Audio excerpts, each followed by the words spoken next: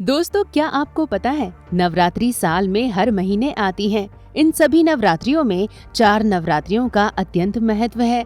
इनमें से हम चैत्र मास की नवरात्रि में भगवान राम जी के जन्मदिन को मनाते हैं और शारदीय नवरात्रि के बाद दशहरा मनाते हैं। पर क्या आपको पता है कि इसी तरह साल में 2 गुप्त नवरात्रि भी आती हैं। इन गुप्त नवरात्रि में शमशान में साधकों के बीच सिद्धियां प्राप्त करने के लिए भीड़ लगती है। गुप्त नवरात्रि आषाढ़ मास और माघ मास के महीने में आती हैं, जिनमें 10 महाविद्या को खुश करके सिद्धियां प्राप्त की जाती हैं।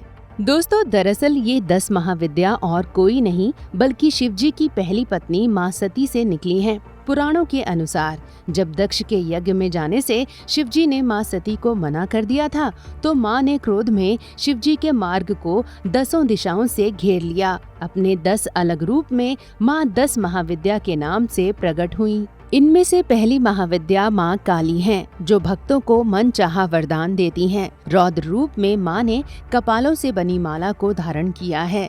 अंधेरे को दूर करके मां ज्ञान की रोशनी भर देती हैं।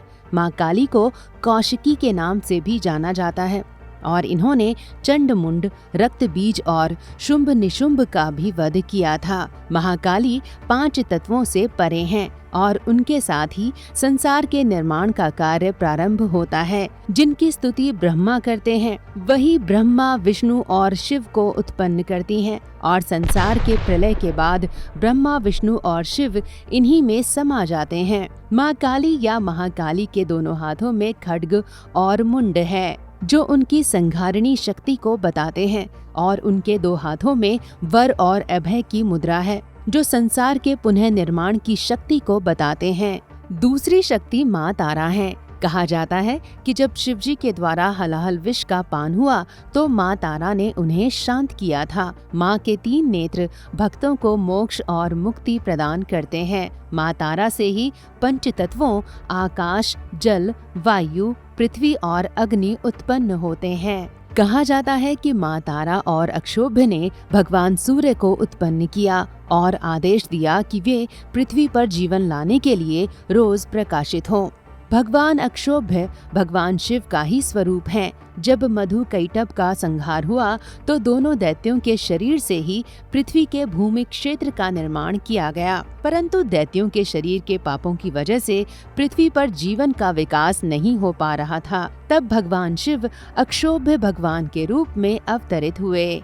माँ छिन्नमस्ता देवी, जो सिद्धि देने वाली हैं। माँ छिन्नमस्ता का स्वरूप तंत्र के महान रहस्यों को उद्घाटित करता है। शाक्त ग्रंथों और शाक्त तंत्र की पुस्तकों में माँ छिन्नमस्ता को कामदेव और रति के ऊपर विराजित दिखाया गया है। इन्होंने अपना मस्तक अपने हाथ में पकड़ा है। शास्त्रों के अनुसार जब माँ की 2 सखी जया और विजया को भूख लगी तो माँ ने अपना ही मस्तक काटकर उनकी भूख मिटाई। माँ के कटे मस्तक से रक्त की 3 धाराएं निकलती हैं, जिनका पालन उनकी 2 सखी करती हैं और एक खुद माँ करती हैं। माँ छिन्नमस्ता का स्वरूप तंत्र के महान रहस्यों को उद्घाटित करता है। भगवान विष्णु के अवतार भगवान नरसिंह से माँ छिन्नमस्ता के उत्पन्न होने की मान्यता है। वर्तमान में झारखंड राज्य के रजरप्पा नामक स्थान पर माँ छिन्नमस्ता का मंदिर है। रजरप्पा मंदिर में प्रतिवर्ष लाखों श्रद्धालु माँ छिन्नमस्ता के दर्शन के लिए आते हैं। माँ भुवनेश्वरी संसार का पालन करती हैं और सारी वस्तुएं उपलब्ध कराती हैं। भुवन का अर्थ है ब्रह्मांड और ईश्वरी का अर्थ है शासक, इसलिए माँ भुवनेश्वरी ब्रह्मांड का पालन करती हैं। माँ भुवनेश्वरी को आदि प्रकृति भी माना जाता है, जिनसे माया का सृजन होता है। इसी माया से माँ भुवनेश्वरी त्र्यंबक भैरव के साथ मिलकर त्रिदेवों ब्रह्मा, विष्णु और शिव को उत्पन्न करती हैं। माँ भुवनेश्वरी ही सभी लोकों की स्वामिनी है। माँ भुवनेश्वरी से ही सभी जगत के जीवों की उत्पत्ति होती है, इसीलिए उन्हें देवताओं की माता अदिति का स्वरूप भी माना जाता है। माँ भुवनेश्वरी को पंच प्रेतासना भी कहा गया है, जिसका अर्थ है उनके सिंहासन के नीचे परम शिव, सदाशिव, ब्रह्मा, विष्णु और शिव विराजते हैं। माँ भुवनेश्वरी के शरीर के अंदर अनंत ब्रह्मांड विराजते हैं, जिनका संचालन अनंत ब्रह्मा, विष्णु और शिव करते हैं। माँ को आदि शक्ति और माँ पार्वती के रूप में भी जाना जाता है।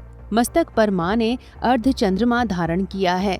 4 भुजाएं और 3 नेत्रों वाली त्रिनेत्री माँ ने दुर्गम नामक असुर का वध किया था, इसलिए माँ का नाम दुर्गा और माँ शताक्षी के रूप में भी जाना जाता है। 5वीं महाविद्या शक्ति है माँ बगलामुखी, जिनसे भविष्य में घटने वाली घटनाओं को जानने की सिद्धियां प्राप्त होती हैं। इनकी कृपा से शत्रुओं का नाश होता है। बगलामुखी को विजय दिलाने वाली देवी के रूप में भी पूजा जाता है।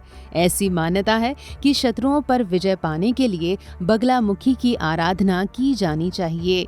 देवी बगलामुखी अपने भक्तों को वाक सिद्धि का वरदान देती हैं। वाक सिद्धि पाकर ही भक्त संसार में विजय प्राप्त करता है। माँ बगलामुखी को अनियंत्रित सृष्टि को नियंत्रित करने वाली महाशक्ति के रूप में भी पूजा जाता है। सौराष्ट्र में महातूफान को शांत करने के लिए भगवान विष्णु ने तपस्या की थी, जिसके फल के स्वरूप माँ प्रकट हुई थी। माँ को पीताम्बरी भी कहा जाता है, अर्थात माँ पीले वस्त्र धारण किए पीले पुष्प से सुशोभित होती हैं। माँ को पीला रंग अत्यंत प्रिय है। छठी शक्ति माँ त्रिपुर सुंदरी हैं, जो सृष्टि का संहार करती हैं। इनसे ब्रह्मा, विष्णु और शिव सृष्टि का निर्माण, पालन और संहार करते हैं। माँ को पंचवक्त्र अर्थात 5 मुखों वाली कहा गया है। माँ 16 कलाओं से सुशोभित हैं, इसलिए इन्हें माँ षोडशी भी कहा जाता है। इनकी साधना से शरीर, मन और भावनाओं पर नियंत्रण किया जा सकता है। 7वीं देवी माँ धूमावती हैं, जो विधवा स्वरूप में पूजी जाती हैं तथा इनका वाहन कौवा है। ये श्वेत वस्त्र धारण किए हुए खुले केश में होती है। माँ धूमावती के विधवा स्वरूप के पीछे भी एक कथा है।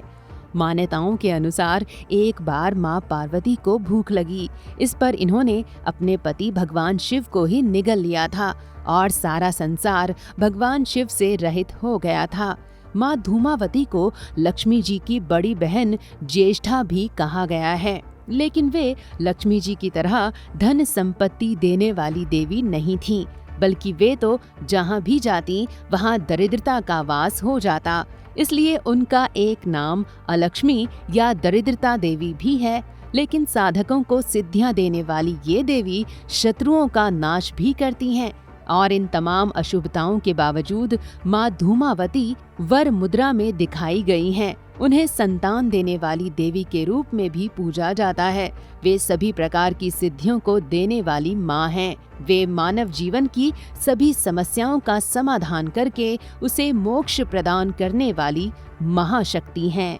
माँ मातंगी भगवान शिव का एक अन्य नाम मतंग भी है। मतंग का अर्थ है भगवान शिव को किसी भी नियम और कानूनों से खुद को बांधकर न रखना। माँ मातंगी माता पार्वती की स्वरूप भी मानी जाती हैं। माँ पार्वती भी भगवान शिव के इसी स्वरूप को स्त्री रूप में धारण करती हैं और बिना किसी विधि विधान के भी पूजित होने पर वरदान दे सकती हैं। माँ मातंगी को झूठा भोजन भी प्रसाद के रूप में चढ़ाया जाता है। 10 महाविद्याओं में माँ मातंगी को माता सरस्वती का रूप माना जाता है। वे माता सरस्वती की तरह वीणा धारण करती हैं। माँ मातंगी माँ सरस्वती की तरह विद्या, बुद्धि और कला की देवी हैं। उनकी आराधना से समस्त विद्याओं और कलाओं की प्राप्ति होती है। माता के साथ तोता भी है, जो सांसारिक ज्ञान का प्रतीक है। बौद्ध धर्म में भी माँ मातंगी की पूजा की जाती है, क्योंकि भगवान विष्णु के नवम अवतार बुद्ध दरअसल माँ मातंगी के ही स्वरूप हैं। 9वीं देवी भैरवी भगवान शिव के उग्र रूप भैरव से निकली हैं। शमशान में भैरव और भैरवी की साधना कर संसार की सारी सिद्धियां प्राप्त की जा सकती हैं। देवी को चंडी के नाम से भी जाना जाता है, क्योंकि इन्होंने दुर्गा सप्तशती में चंड मुंड का वध किया था। माँ सभी भय से मुक्त हैं और हमें भी सभी भय से मुक्त कराती हैं। 10 महाविद्या की 10वीं महाशक्ति माँ कमला का स्वरूप माँ लक्ष्मी की तरह ही कमल पर आसीन है। और जिस प्रकार माँ लक्ष्मी सुख, संपत्ति और संपदा की देवी मानी जाती हैं, उसी प्रकार माँ कमला भी सुख, संपत्ति और संपदा की महाशक्ति है। माँ कमला की साधना शमशान में और घरों में भी होती है। माँ कमला के साथ 2 गज यानी हाथी भी खड़े हैं, जो माँ कमला पर जल की वर्षा करते हैं। इसका अर्थ वर्षा ऋतु से है। ज्योतिष शास्त्र के अनुसार शुक्र ग्रह को प्रसन्न करने के लिए भी कमला की आराधना की जाती है और माँ कमला को भगवान विष्णु की योग माया शक्ति से भी जोड़ा गया है।